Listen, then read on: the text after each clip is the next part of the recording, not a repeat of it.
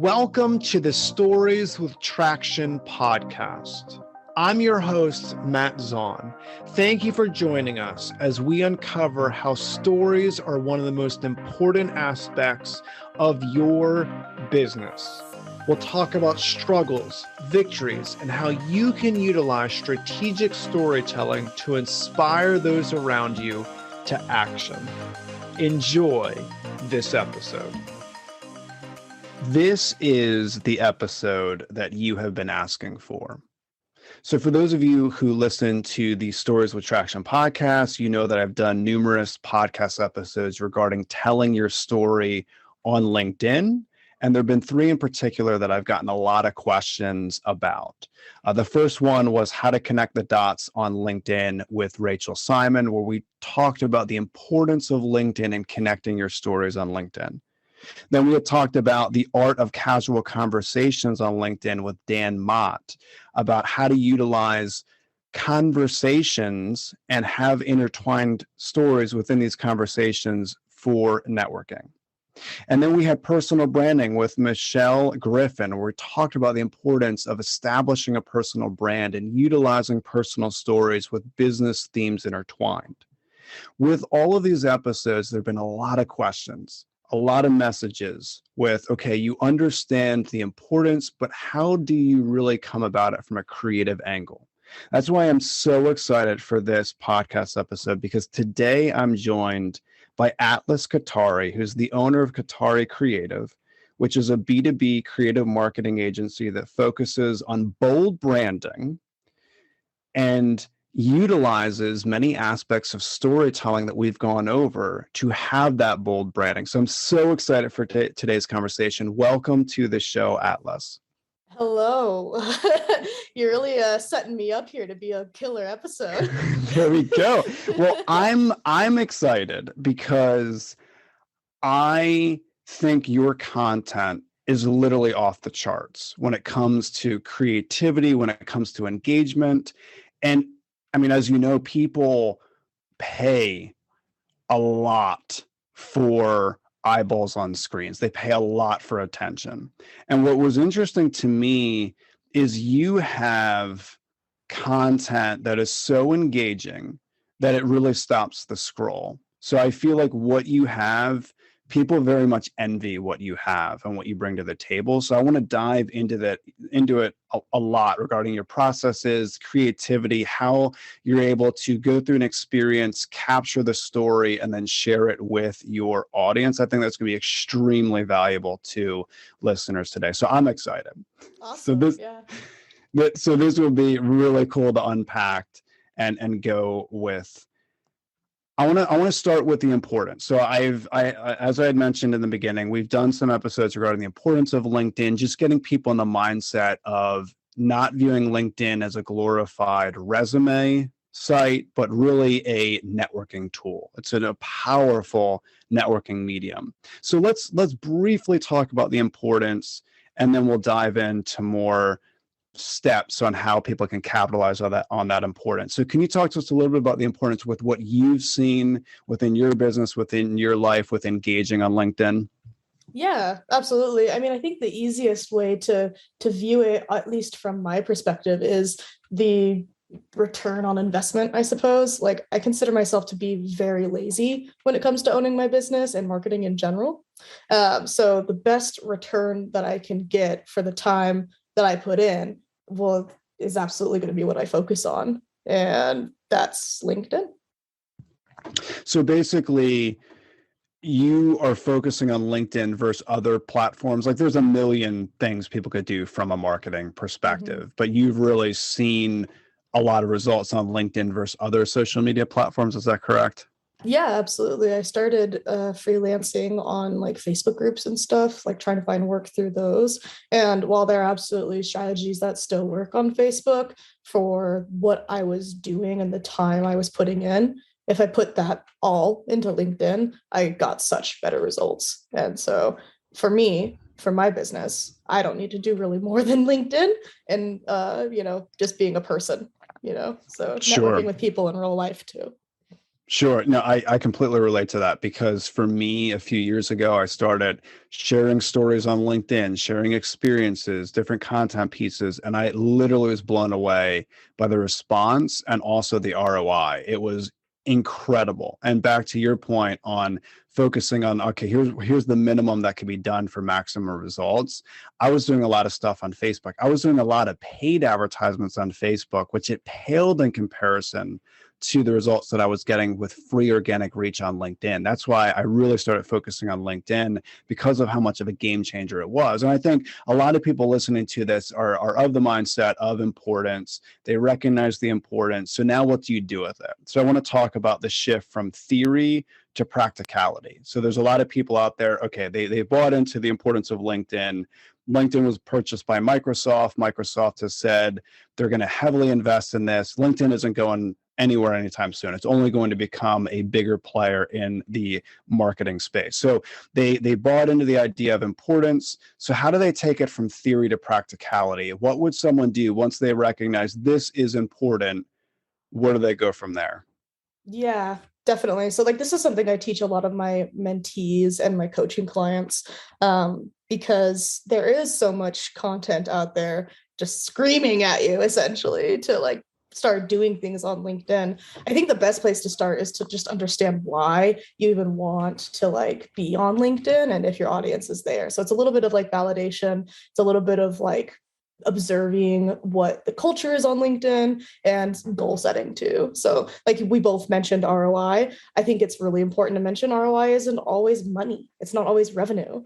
Return on investment could just be time saved. You know, the more time that I save on link by doing LinkedIn as opposed to doing a bunch of other platforms is more time I can spend outside or spend reading a book. You know, so once you've got your goals set, I'd say from there, just gotta pay attention. Like really, like spend a week, 2 weeks, depending on how much time you can give it, looking around on LinkedIn, like trying to find your ideal audience. Where are they on LinkedIn?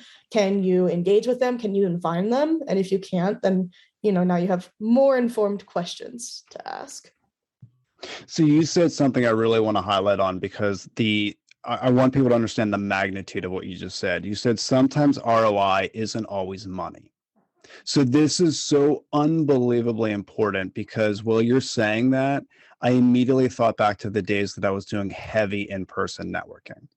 So there was a time, this was prior to COVID, where I was doing 3 to 4 networking events a week. So literally what I did was I worked my normal day, my duties, responsibilities from the business perspective. Then I would go to a networking event. I'd be there for hours networking, shaking hands. There's tons of beef and beer type networking events out there. I mean, pick a chamber. I mean, they all have different events. Yeah. Spending hours, then coming home, emailing everyone that I met. And it was such a labor intensive like perspective regarding time that it's really tough. Like I have young kids. It's really tough to be out there 3-4 nights a week with networking. And then once I discovered the power of LinkedIn, it was like networking on steroids to me. It 10x my ability to connect with people, have conversations, understand different elements of my target market on such a deeper level that ROI now indirectly it paid off in major dividends regarding finances, but that wasn't at first. It was the ROI you're talking about. It was, hey, instead of spending 10 hours a week with in-person networking, what if I spend a couple hours a week on LinkedIn content and I'm getting the exact same, if not better results? So to me, that's a huge ROI. Like that's a huge quality of life increase. So I want people to recognize what you said, that ROI doesn't necessarily need to just be finances. It could be timing, which is huge. So I really appreciate you mentioning that for sure. Yeah, and further on, in-person networking events and putting all the time into it, something I realized really early on is the time spent traveling is part of that time spent networking and going to those events and then going right back to your computer once you get back to email all those people. Like at some point, a grind starts to just feel inauthentic, and it like authenticity is everything when it comes to being a business owner, being a marketer, being anyone who puts content out online. Yeah, at least for me, authenticity is huge. Yeah, that's a really good point. And then also with that authenticity, sometimes people need to see authentic, vulnerable posts numerous times before they make a decision. So even like now, there are times I still do some in-person networking, like it's not at all what I used to do, but having a connection with that person and then them seeing my content over and over and over again, it's going to build more of that relationship. They're going to understand who I am, what I'm about, where I learned it on a much deeper level with the stories that I'm sharing, and then they may want to do business with me in the months ahead. So I'm not downplaying in-person networking. I think it's very important, but I also think that LinkedIn will supercharge it, if not enhance it. And that's really important for people to recognize. So we Yeah. talked about, sorry, go ahead. Oh, I was just going to say, I absolutely agree. People have reached out to me that I know I met in person, and they reached out to me, months after meeting me because they see me on LinkedIn, because they see me doing so well on LinkedIn. I have people, now in person reaching out, asking for help with LinkedIn because of how much they see me on LinkedIn. That's So, awesome. if anything, it's just a way for you to reach the people that you are already reaching at a different level or a different place than when they're like turned on in business mode and that at that in-person networking event. Sure. That's a really, really good point. So we talked about the importance. I think a lot of people listening, they understand the importance. We talked about taking it from theory to practicality, or understanding your why, what is truly the return on investment. So let's get down to more in the weeds of content creation. I think that's something that a lot of people have had a lot of questions on, and they're really interested in that. So you recently posted something that I found fascinating, and it's more of like a systematic approach to it. So I want to dive into this a little bit more, and I want to expand on the points that you had talked about. So you mentioned stop thinking, start talking, and then brain dump, connect the lessons, prioritize and get started, and authenticity over perfection. So I want to kind of go into that. So let's talk about stop thinking and start talking. I believe, and correct me if I'm wrong, but I'm guessing this is from a creative perspective, to really turn off the nose in our mind and allow creativity to flow. And I think that's a lot of times it's really hard for business leaders to do. So can you dive into a little bit more about what stop thinking and start talking looks like to you? Yeah, definitely. So I started as a freelance writer, and something that is very, very common for a lot of writers is self-editing while writing. So that kind of write a sentence. Oh no, delete that first sentence. Oh well, maybe keep it. We'll look at it later. Oh no, I want to delete this word. That kind of thinking. It's just disruptive. It's disruptive to your creative process. It's like an annoying kid always interrupting you with a question while you're trying to just like get one thought out. That's sort of how I view my self-editor, and why now I have to remind myself, stop thinking about it and just start doing the thing. In terms of what start talking means for me in reference to this post, it was, my creative process in dealing with overwhelm. So when I feel like I have way too much stuff to do, and like we can put this through the lens of content creation, if you have way too many ideas to share, and how do you start?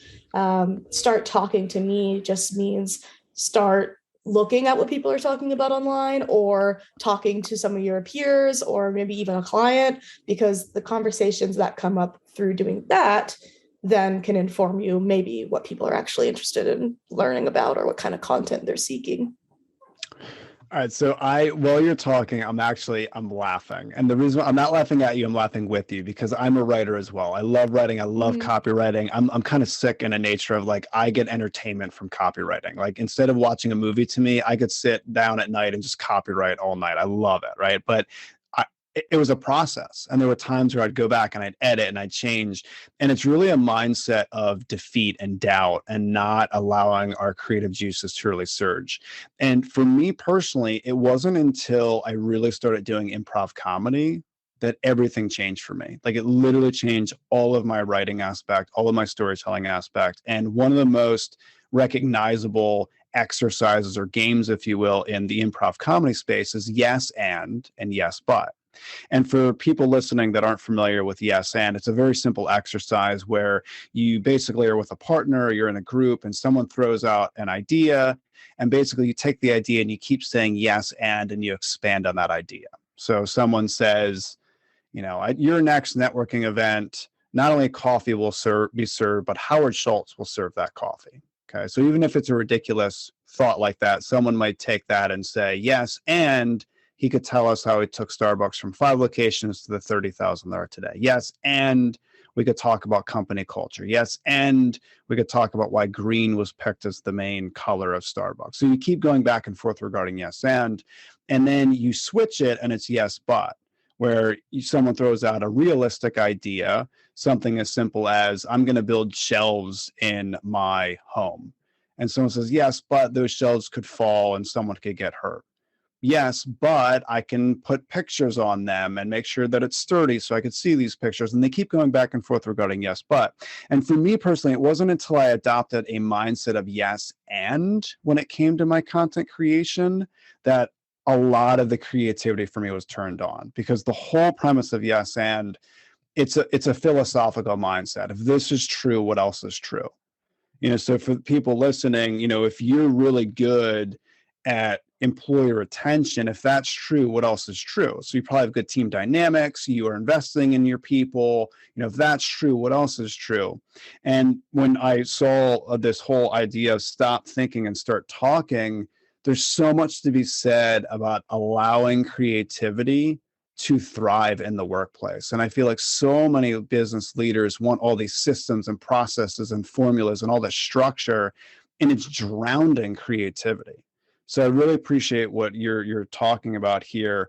And then you went on to talk about brain dumps. I want to talk a little bit about your idea behind brain dumps, because I think it's so important. So once you've bought into this idea of, okay, I'm just going to start, I'm not going to edit, I'm going to get my ideas out. What does a brain dump session look like to you personally?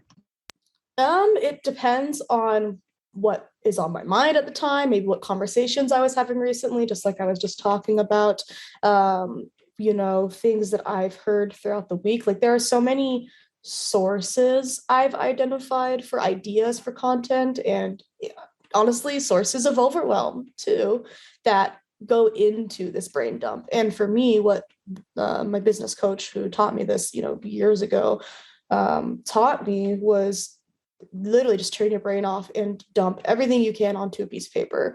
I specify and I emphasize in that post to do it by hand, because there is proven, scientific connection between the movement of handwriting, like the physical movement of doing it, and memory retention, and probably other, neurons and synapses kind of going off while you're doing the handwriting stuff. So I'm a big believer in, when necessary, make things analog, put it down literally on paper so that it's out of your head and it's somewhere else. Yeah, I really like that, getting it out of your head, putting it somewhere else. To paint the picture for people, for me, regarding brain dump, because I really like what you said about just do, right? Like, don't turn off the negative thoughts on restriction and just do. Just turn into Nike. Just do it. Exactly. Just do it. So I do this on planes all the time. Like my brain dumping comes, I spend a lot of time on planes flying to workshops that I do. And what I'll do is I'll start listening to music. So I'll listen to music that really gets me in a creative mindset. And I'll sit there, I'll listen. Even if it's a long flight, I may listen for an hour. And then I turn off the music and I pull out paper, I pull out a pen. Sometimes I'm just using my cell phone, but I start doing all this brain dump where I'm like just putting out stories from the last week, stories from the last month, stories, and just I'm putting all these different experiences and stories out. And then I go back and I'm like, all right, I could be using this story on a client call. All right, I should be using this story in my upcoming workshop. Right, I should be using this story on my LinkedIn content. But I wouldn't know that unless I do the brain dump.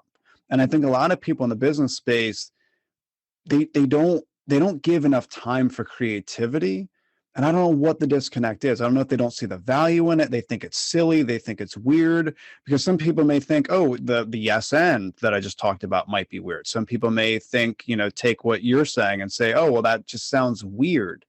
Mhm. Yeah, it's okay to get your mind in a creative state, to have this brain dump. So what would you say to clients that are a little bit hesitant with some of the strategies you give them regarding brain dumping?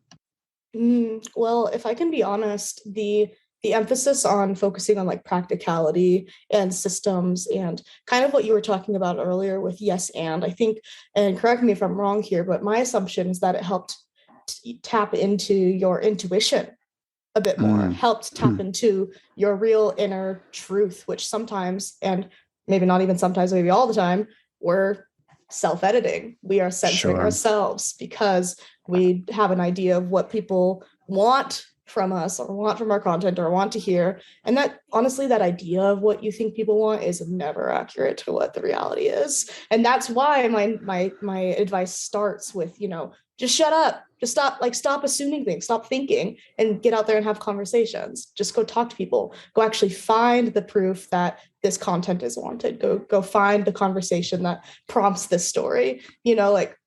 Sometimes stories can be exemplified in a way because your perspective changes how you took in a lesson.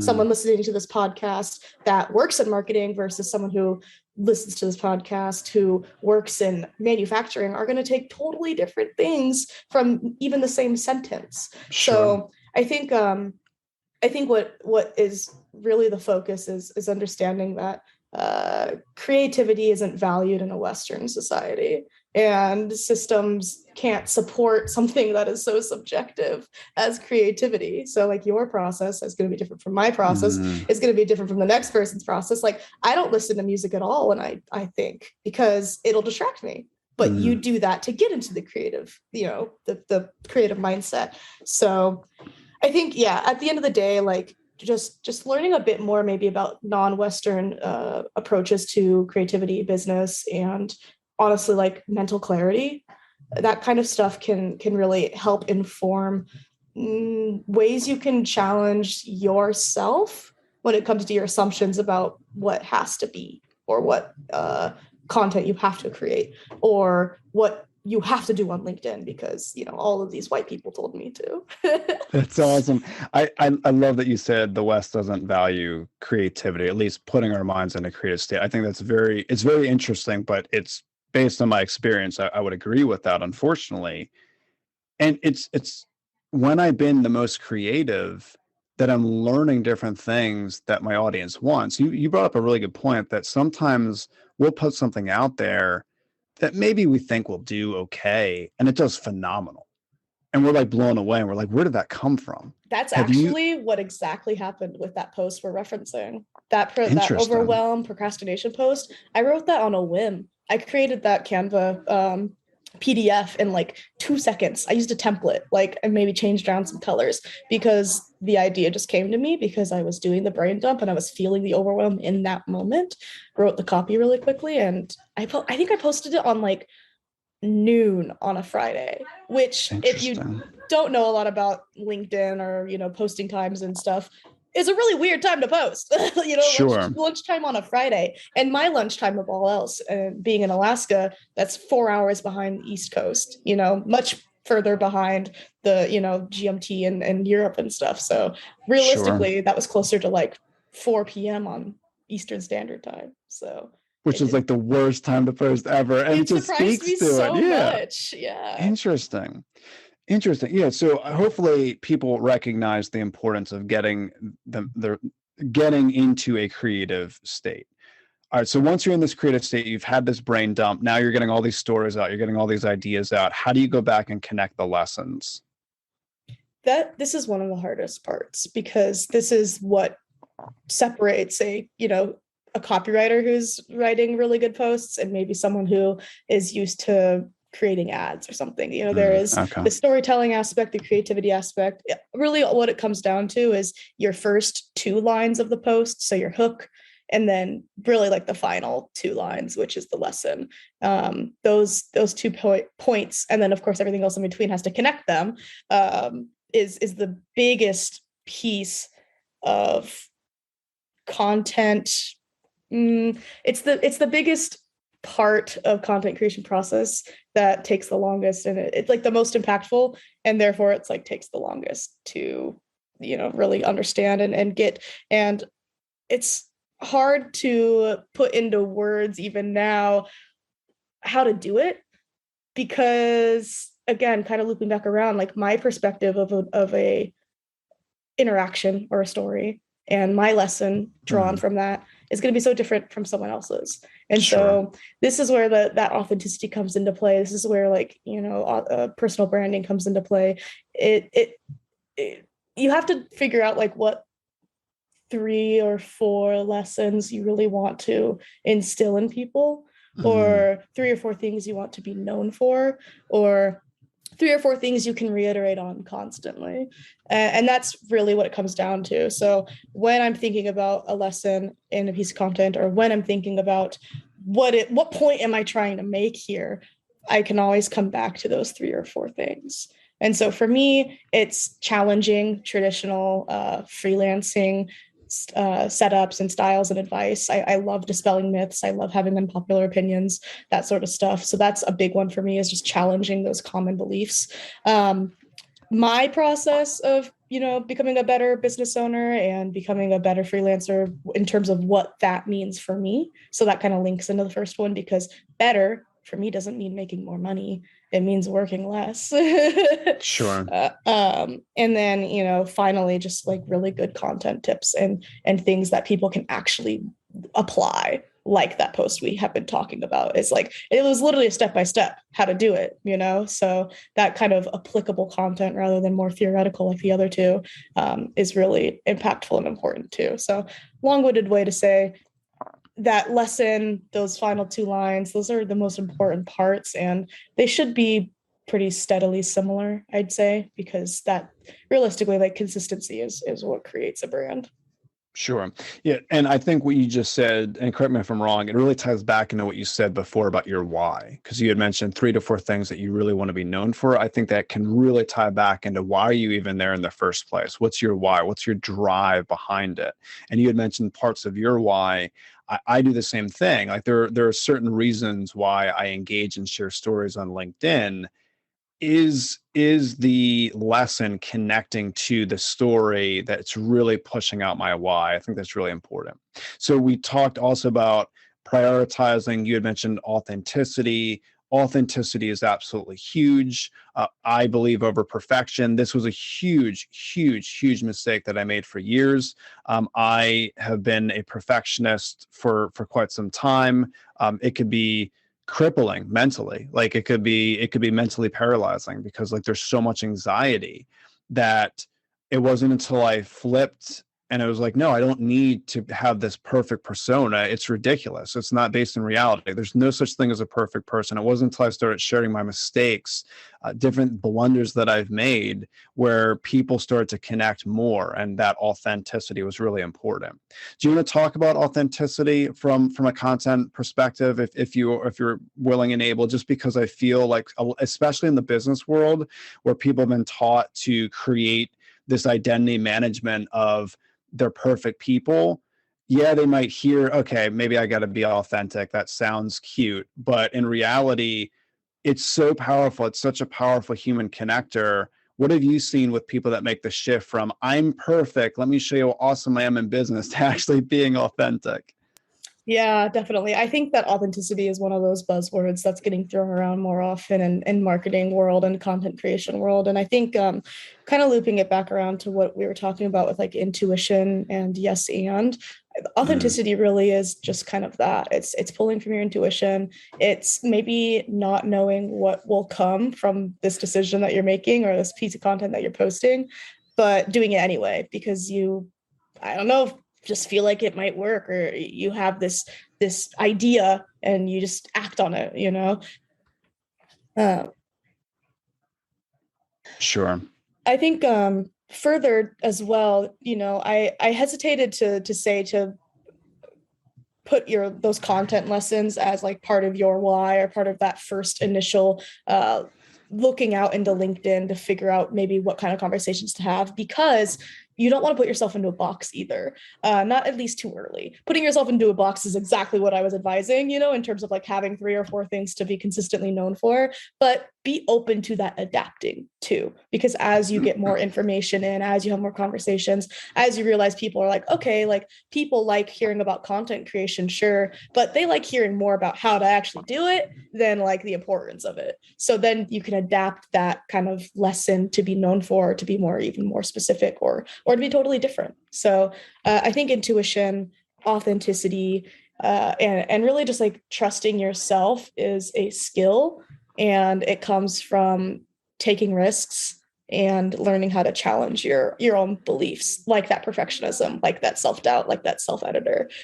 Learning how to challenge that can come from mindfulness. It can come from going to therapy.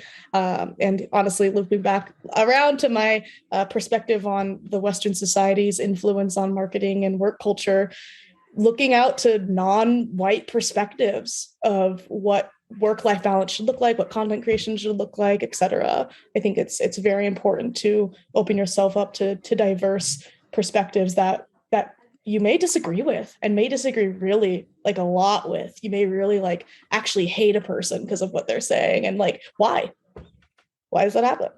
Being able to question yourself is huge. Yeah, so to dive into not boxing yourself in, or at least allowing your mind to be open to adapt, to grow as a person, there was a huge wake-up call for me from a content creation perspective recently. So when I do a lot of storytelling deep dives, it's heavily focused on culture, on marketing, on sales. And it wasn't until I started talking about how companies help organizations, nonprofits, that I realized that my audience is very interested in corporate social responsibility, how to do it, what it means, why it's important, the how behind it. I never would have known that if it wasn't for me putting different things out and getting an overwhelming response from people asking, okay, how do you implement corporate social responsibility? And then how do you utilize a whole story strategy behind it to really focus on our why? So I think it's exactly what you're saying about not boxing yourself in, like, yes, maybe niching down and focusing on different things, but not being so rigid with it that we're closing our minds off to something that we could be missing. And I would have missed that. So I appreciate you mentioning that. I do want to go a little bit further regarding the connect the lessons. You had mentioned that it is very difficult to put into words sometimes because we create these muscles, and I want to talk about that. You talk a lot about content brain and what content brain is. I just want to read this because I think this is so powerful, and then I want to unpack it.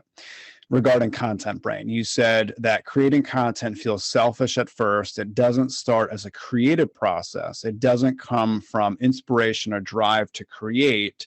It doesn't even come from wanting to share your ideas. At first, creating content is a chore, not because you don't want to do it, not because you don't understand the value of it, but because the process of creating content builds a muscle. You mentioned that you first started creating content on LinkedIn.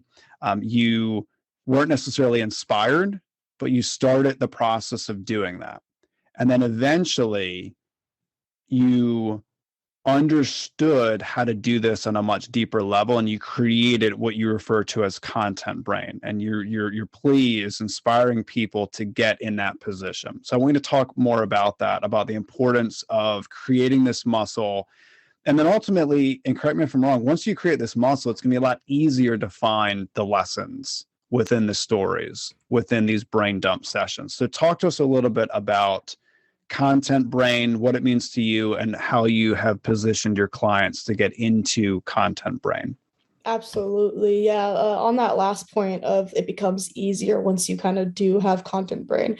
It's absolutely true. Like I had mentioned with that post about the overwhelm and the brain dump, I wrote that post maybe in like 10 minutes and posted it. I just did it because I've had content brain. I've created this over the last 3, 4, 5 years, but really for LinkedIn specifically, like sort of the formula or the approach I use to LinkedIn content creation within the last year. So to the people right now who are even struggling to come up with ideas for content, don't worry, like that won't be an issue in a little bit. In fact, you will have a notes open on your phone or like your computer or something, a sticky note in your pocket, because the content ideas will just come from all places. They won't stop, there. So don't worry about content ideas for too long. In the meantime, look, like I said, at conversations and what you've been talking about to other people. As for creating that muscle and that post that you referenced about it feeling selfish at first, personally, me, like my brain and my upbringing, I struggled with selfishness for quite a while. I thought that it was selfish to put myself first, or put content creation for myself before content creation even for clients, that sort of stuff. Like it is important to work through those feelings of selfishness. And for maybe someone listening, it might be perfectionism. It might be that, again, self-editor, whatever it kind of pops up for you. Learning how to work through that and work despite of that is really important. And for me, what that looks like is sort of, as we've been talking about this whole time, a very systematic approach to sitting down, getting into the creative brain, writing or brain dumping some posts, leaving it, very important, leaving it alone, going and doing something else, whether that's work related or not, and then coming back to it and, connecting the ideas and the lessons and, maybe rewriting that hook 2 or 3 or 5 or 10 times just to make sure that it's really good. I think it really just comes down to, like we said, be Nike and just do it. Unfortunately, like I don't have much better advice than to sit down and do it. And then in terms of how to find the lessons, I think leaving it is a big part of that, and looking at other people's content for not even, like I said, inspiration, like not even for inspiration, just for like, what are other people doing that's actually working and how can I recreate that? Yeah, this is a really important point that I want to unpack, because you're talking about just do it. Simple. I think a lot of people get tripped up, and I feel like here's why. I may be completely wrong with what I'm about to say. I think it's very, very, very difficult for someone to read a book on how to ride a bike and get on a bike and ride. I just do. And maybe I'm wrong. Maybe there is a human being on this planet that can actually read a book about how to ride a bike, get on a bike, and flawlessly ride that bike. I would be blown away if that's the case. Like, you have to get on the bike, you have to fall, you have to understand all the dynamics of riding a bike. The same is true with content on LinkedIn, where the problem that I think people have, though, is when you fall off a bike, there's a few people that might see that blunder. And on LinkedIn, people think, oh, well, if I fall off not being able to produce great content, people are going to see this and I'm going to look silly or I'm going to look stupid. And again, it goes back to that yes, but, and that negative mind loop that we tell ourselves. You mentioned consistency is so important. Creativity can come later, right? It's consistently showing up and doing it and getting back on that bike and understanding different elements of how to share our stories.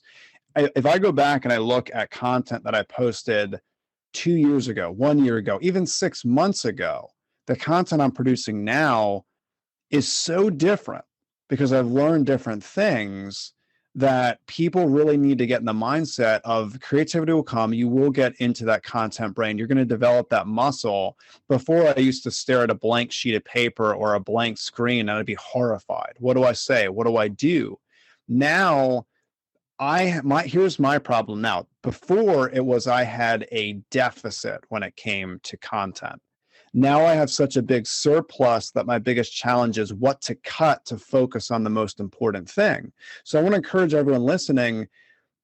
It's like riding a bike. You're going to fall down. You're going to shift. You're going to change. People that are incredible bikers, that they are racing bikes now, they didn't start doing that, right? So with what you do, Atlas, with your content, correct me if I'm wrong, but you didn't start out having this amazing content that's engaging, right? You started and then you grew and you adapt. So can you talk about the importance of consistency and what that might look like from, I know we're kind of knocking structures and systems, but from a consistent perspective, people staying at it? Maybe they set up like a goal on a certain amount of posts that they're going to do. Can you speak to the consistency? Yeah, absolutely. Well, I do have to correct you. I've been perfect from the beginning. My content has always performed That's amazing. awesome. That's amazing. No, of course not. Of course, I wasn't perfect at the beginning. And, even digging deeper, what I came to realize is you can create great content and algorithmically, LinkedIn won't Yes. care. Yes, that's a really good point. At the beginning, like LinkedIn doesn't want to pick you up because you haven't given enough content, you haven't given enough like into the platform for LinkedIn to give back to you. The reason you see the same person's posts all the time is, for one, they're posting all the time, but for two, because they have previous built engagement and like momentum and like the snowball theory of they algorithmically have been giving LinkedIn more. So LinkedIn algorithmically is giving them more too. So, you could create great content from day one and people will still not see it because that's just how it is. So consistency is the only way to build that momentum to get your content seen by more people. And, LinkedIn is such a freaking amazing podcast. I don't know if I can curse on this podcast. Or Sure. LinkedIn is an amazing platform. I was going to say LinkedIn is such an amazing platform in terms of community. People are so willing to help you. I have people who reach out to me about, they love my content or they love a specific comment I left on their content or that sort of stuff. And I ask these people, I say, hey, you create really good content and you're complimenting my content. If I have an idea that I think like maybe need a sanity check with or need another content creator to, check it over for me, can you be that person for me? So many people, more often than not, say yes. If That's a really good point. even if like they don't see the DM and then they come back to it, they'll say yes, and people mean it. They will look over. Don't send them like 10 posts, send them one, but people are way more than willing to help you out and offer feedback. And LinkedIn is a really good platform for that. It's the most positive place on the internet for me right now, at least. I see very few trolls on LinkedIn. So yeah, I completely agree with that. That's a really good point about getting feedback and being open to get that feedback for sure. mm-hmm. So once people are in this creative mindset, they've created this muscle, they're consistent. Now they're going to start to see results, and they're going to start to see lots of results. I want you to talk about what some people refer to as vanity metrics. What are your thoughts on vanity metrics? Good, bad, indifferent? Take us, what does that mean to you? What are some of the positives? What are some of the negatives? When I say vanity metrics, what are some pictures that come up in your mind? Yeah, so specific to LinkedIn, what I think about is like the dissonance between engagement and like the views that you get. So some posts I have like thousands, if not dozens of thousands of views and less than 100 likes, less than 100 reactions, less than 10 comments. So there is usually a dissonance between the amount of views you get and the amount of likes, reactions you get. Both of these things are vanity metrics in terms of like, that's not like money, that's not revenue, that's not a lead, that's not a new fan, that's not a new follower, that's not, like a like is a like, a view is a view.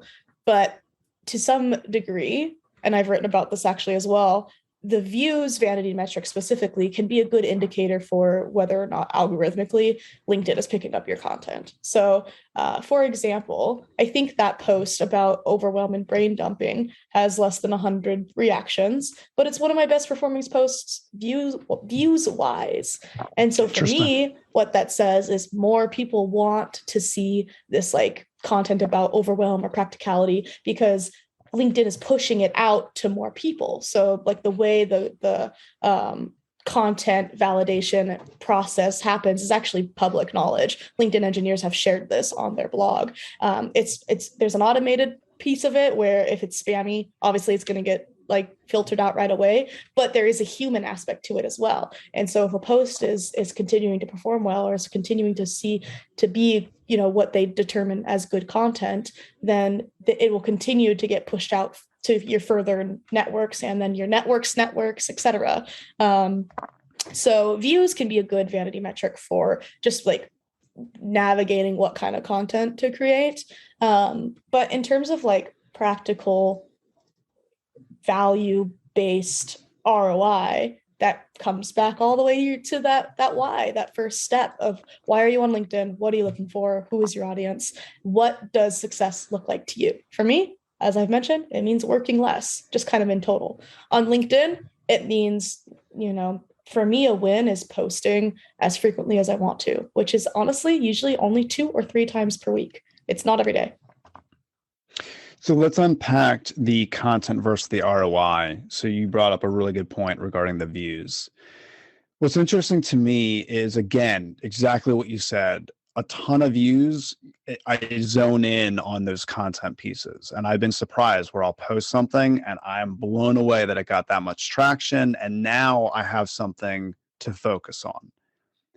The ROI is interesting. So to bring the ROI back to a financial dollar, one of the worst posts I had in the last year where I got the least amount of engagement, one of the individuals that liked that post became one of my biggest clients.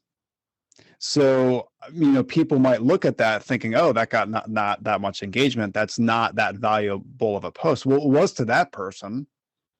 So I want people to get the mindset of, I'm going to post, it's going to be this much traction. This is what it means. How do we learn from it? I think what you said brings that to light. It's okay. What am I going to learn from it? If I post something and it goes semi-viral and it gets a ton of traction, why did that happen? Maybe I need to focus more on that specific piece.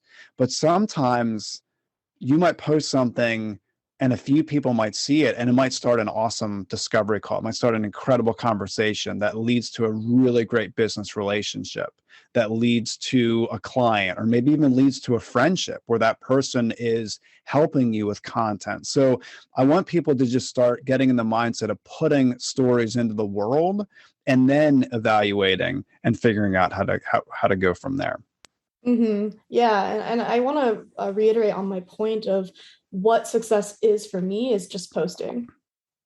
That's something I can control. Like that posting is an action that I can control. So having a success metric based off of something that I can control makes it very easy to reach that success metric and to, then reward myself, no matter how small, even if it's just a walk down to go get a nice coffee, because I met what my success metric is. So, if you really, really, really struggle with vanity metrics or not feeling good enough or self-doubt or finding yourself comparing yourself to others, then put the success metric into a place of what can I control? And usually the easiest one, for me at least, is just how many times I'm posting per week. So if you can dedicate to, one really good post per week, just do that. You don't have to do 7 days a week. You don't have to do 5 days a week. You don't have to do 3 days a week. You can do one really good post per week. And as long as you continue to do that, 1, you're being consistent, which is the most important piece. 2, you're creating content. So congratulations, you're a content creator. And for 3, you're successful in what you define as success, which can be a huge mindset shift to further, again, that growth and development. And like I mentioned earlier, that being able to challenge yourself. Sure, absolutely. Thank you for sharing that. So before we wrap up and we close, I wanna dive into some of the things that I learned from the conversation today, and then we'll wrap up. So I really appreciate in the beginning you talking about the why, really understanding why you're doing this in the first place. And you mentioned something to me that I'd never heard of before regarding talking about LinkedIn content. You said sometimes the ROI isn't just financial. And I think that's so important for people to recognize, even in the business space, because ROI could speed up your sales pipeline process. It could lead to discovery calls quicker. It could lead to developing better business relationships. All of these are not necessarily a financial perspective right out of the gate. They're indirectly financially linked, but the ROI is really important. For me, it was timing. For me, it radically decreased the amount of time that I was doing networking, and I was still getting maximum results. So I appreciate you mentioning that sometimes ROI doesn't necessarily have dollars attached. I also appreciate the comment that you talked about regarding creativity and how a lot of times the West does not value creativity, doesn't allow for space for creativity. We want systems and checks and balances and formulas and all these different things, structure around our creativity. And sometimes you can't box in and structure creativity. That's a recipe for disaster. I appreciate you mentioning that. I also appreciate you talking about the consistency and understanding that views could help empower you to focus on different content pieces. And also sometimes it doesn't matter if it doesn't do well to the general audience. It might do well to one person or a couple people, and that can make a huge difference for us. So I really appreciate those three things. That's going to be my biggest takeaway. I know that listeners got a ton out of it as well. So I want anyone that's interested in learning more about what you do, maybe they need help regarding LinkedIn, where's the best place that they could reach out to you, Atlas? Yeah, I mean, I guess the easiest one is LinkedIn, of course. For sure. I love when people send me connection requests and they let me know where they found me, so mention the podcast, mention Matt, connect us so that I can tell Matt, hey, look, people are listening and they're reaching out. That's awesome. Cool. And then, of course, you can always email me too. That's on my public profile, but it's just atlas@kataricreative.com.